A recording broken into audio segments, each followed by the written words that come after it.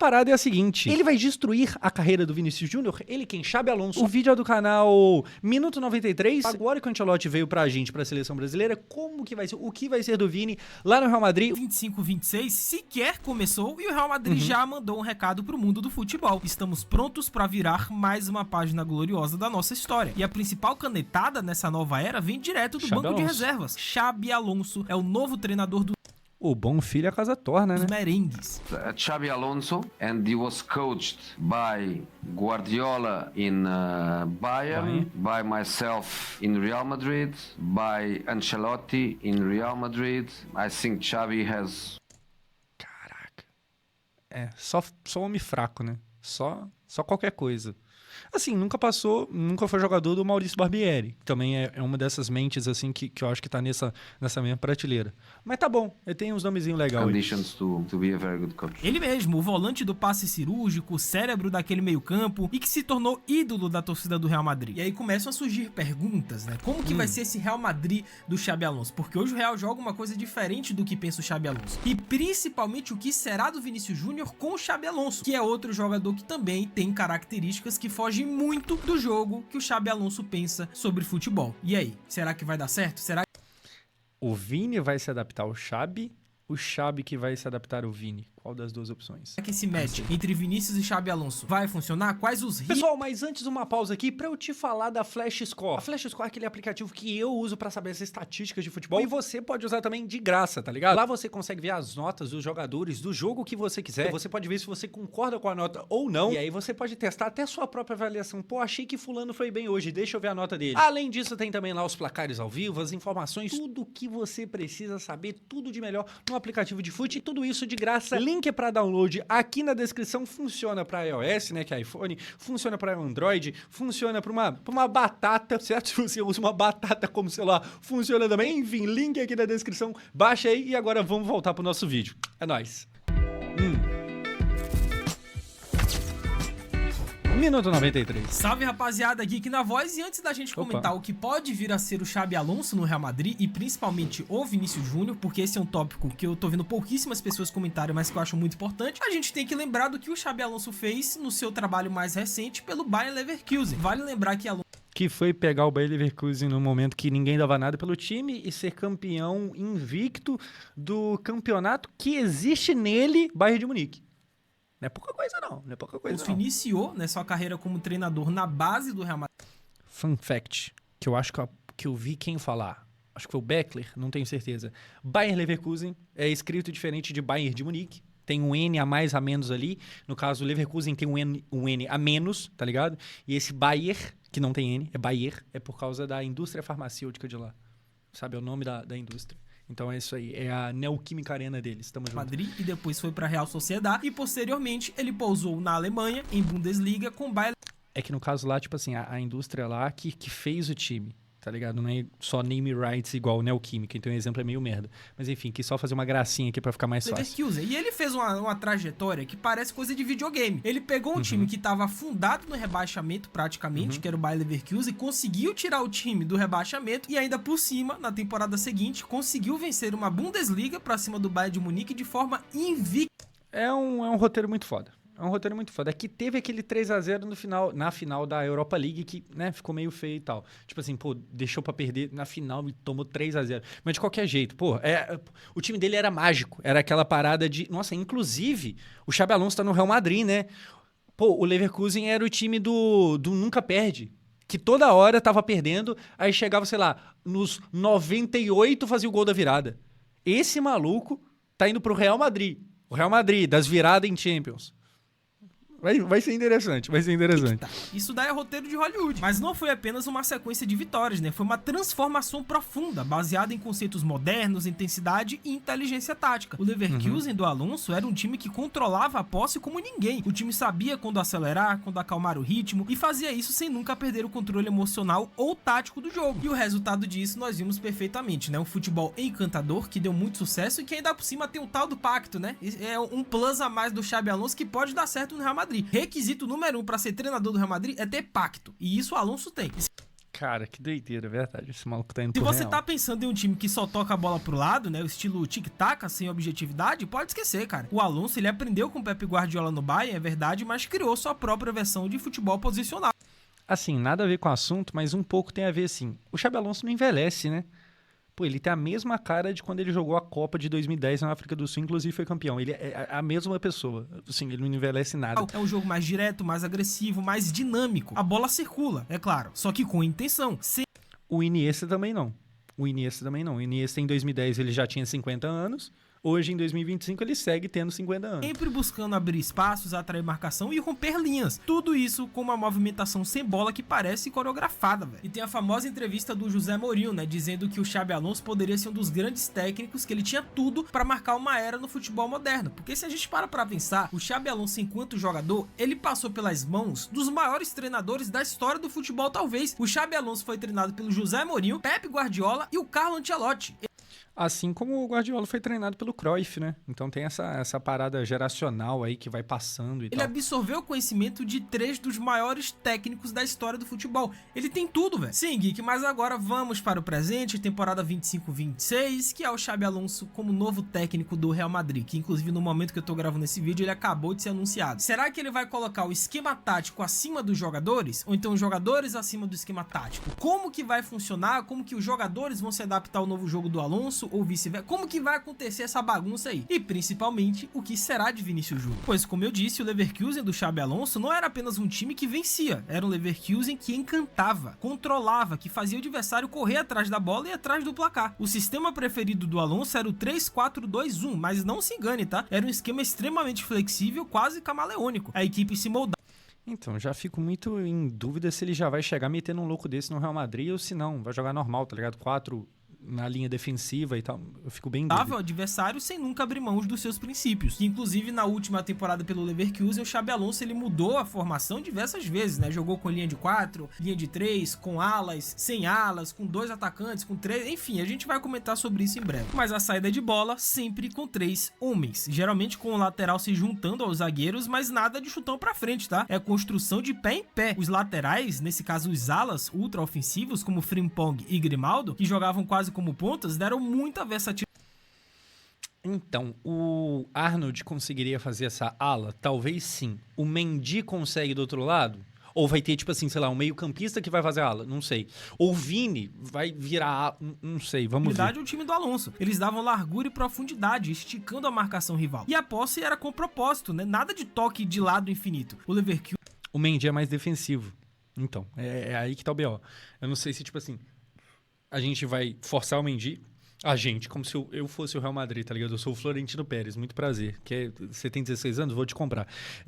Tipo assim, eu não sei se eles vão forçar o Mendy ou se vai, sei lá, trazer um meio campista pra fazer aquilo dali e tal. Ou talvez até o Vini um pouco recuado, mas eu acho que não. Ele mantinha a bola, mas sempre buscando o espaço certo, o momento certo. E o grande regista desse time era o Xhaka, né? Que é um perfil de jogador que o Real Madrid não possui no momento, com a saída do Toni Kroos, mas que, segundo as notícias, em breve o time deve ir ao mercado pra poder tentar repor minimamente Toni Kroos e a saída recente do Luka Modric, e tem que contratar. Eu acho que pro Xabi Alonso dar certo no Real Madrid, passa pela contratação de um regista, o cara que vai controlar o meio-campo do Real Madrid. E Real Madrid ganhou o Mbappé, mas perdeu ali, nossa, uma parte crucial do time, que era o Toni Kroos. E aí, tipo assim, pô, o Mbappé fez 300 gols no ano, dito isso, o time não jogou metade do que ele jogou no ano anterior. Aí já se fala... Porque também perdeu o Militão, porque também perdeu o Carvajal, perdeu muita gente, né? É foda. Fala em nomes como Stiller... Joga como muito, o Reinders também do Milan, mas eu não acho que o Reinders é bem perfil de regista, mas o Stiller, por exemplo, seria um perfil sensacional pro Real Madrid, sendo que a compactação é brutal. Deus me dê forças para não comentar a aparência física do querido ali, meu Deus do céu. O time se movimentava como bloco, subia junto, descia junto. Entre linhas fechadas, pressão coordenada e transições muito bem trabalhadas. E a grande estrela do time, obviamente, era o Florian Wirtz. O Wirtz jogava mais aberto pela esquerda, mas sempre flutuando pelo meio e colocando seus companheiros na cara do gol. Isso quando ele não fazia os gols. E essa é outra posição do Real Madrid também que tem que ver direitinho, porque embora o Bellingham, ele seja atualmente o camisa 10 do Real Madrid, mas eu não acho que ele tenha as características do camisa... Não é a mesma coisa, é isso aí, pô, tá certinho. 10. O Bellingham é muito bom em muitas coisas, mas pra mim ele é um meia de infiltração e não um meia de construção, como é o caso do Florian Wirtz. O Real Madrid tem que pensar nisso, né? Porque, por exemplo, tem o Arda Güler. O Arda Güler pode ser esse camisa 10, que tem um passe diferente, o passe entre linhas, é um jogador mais criativo, mas bora ver. E a movimentação sem bola talvez fosse a alma daquele time do Leverkusen. Os jogadores se desmarcavam, criavam superioridade posicional e confundiam a marcação com trocas de posição constantes. Ou seja, era moderno, era fluido, era agressivo. Um futebol que misturava Guardiola com o Klopp, mas com aquele sotaque espanhol e identidade própria. E se o Xabi Alonso transportar exatamente o que ele fez com o Leverkusen para o Real Madrid, alguns jogadores podem se dar muito mal. E aqui eu quero focar especificamente no Vinícius Júnior, que é uma grande preocupação que eu tenho, porque eu não sei se o encaixe Xabi Alonso e Vinícius... O mano perguntou, o Arda Güler ainda é uma promessa? Eu não sei se você perguntou no sentido de, pô, o pessoal não desistiu dele ainda não? Não sei se é nesse sentido que você perguntou. Mas, cara, ele foi ganhando espaço na reta final ali da temporada, ele tava jogando mais e tal.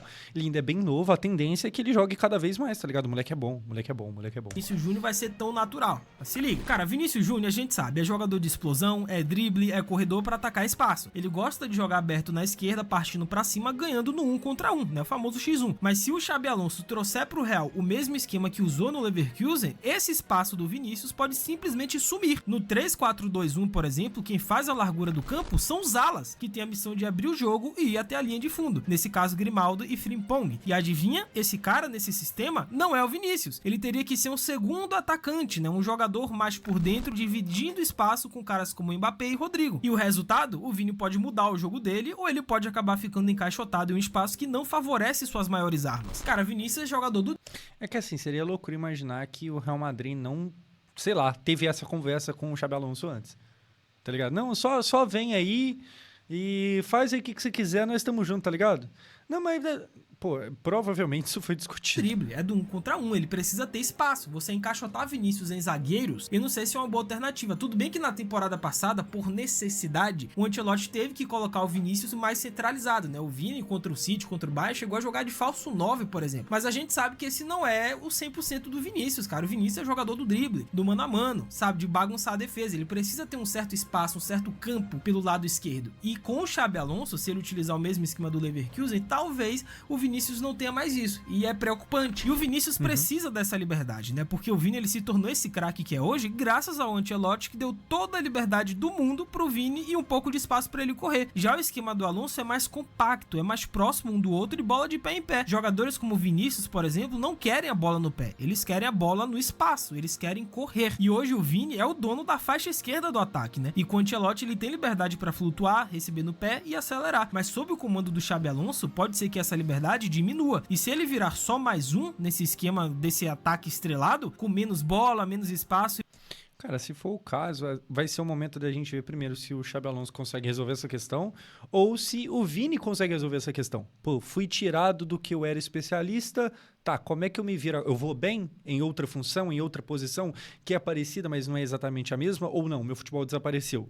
Assim, na pior das hipóteses, se ninguém se adaptar a ninguém, a gente vai ver se alguém consegue se virar, mais tá ligado? funções táticas, seja o técnico ou o jogador. O jogo dele pode ser enorme, cara. É o que eu falei, o Real Madrid hoje tem um elenco, construiu um elenco para um estilo de jogo que eu não sei se é muito do Xabi Alonso. Deu certo com o Ancelotti porque o elenco foi construído para isso. Se você pega caras como Vinícius, como Bellingham, como Mbappé, como Rodrigo, Endrick, Camavinga também, Valverde, são jogadores verticais, são jogadores que querem colocar a bola na frente e começar a correr. Eles não querem esse negócio de bola de pé em pé. Eles querem resolver tudo com 2, 3 toques, lançamento, transição, contra-ataque. É esse o elenco que o Real Madrid tem. E, cara, pensa só, se o Real tiver Mbappé centralizado, Bellingham como meia de chegada e os alas abrindo o campo, então onde que vai encaixar o Vinícius? E aí fica aquela pergunta, né? Será que isso realmente vai dar certo? Cara, futebol é uma caixinha de surpresas, né? Eu tô aqui falando o que pode acontecer e quando a bola rolar em campo, possa ser que seja um espetáculo. Porque o próprio Xabi Alonso, como eu disse, na atual temporada pelo Bayer Leverkusen, né, que terminou em segundo, mas nessa temporada o Alonso ele testou diversos esquemas táticos, cara. Jogou com 4 defensores, com 3, jogou com 2 atacantes, jogou com 3, com 2 mais abertos.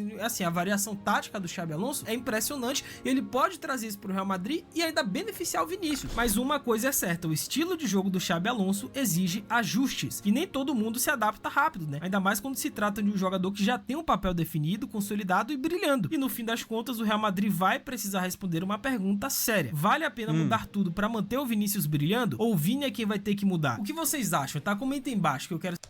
Caraca. Pegado, tá? Que perguntinha. Mudar tudo pra ter o Vini ou mantém o Vini e ferre-se as outras coisas? Antes do Mbappé, eu acho que a resposta mais óbvia seria não, mantém por causa do Vini. O Vini é o que importa, só que agora tem o Mbappé também lá, tipo assim, se o Vini não resolver, tem o Mbappé também.